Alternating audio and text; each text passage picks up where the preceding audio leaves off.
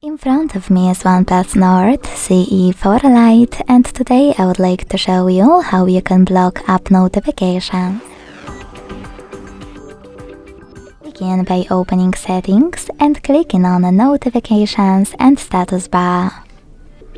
Then click on Manage All next to App Notifications and use blue switchers to block notifications from any app.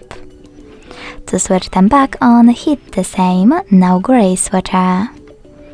You can also go back, select any app from here and manage all notifications thanks to this switcher at the top.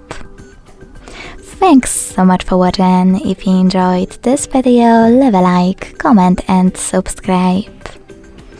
Bye!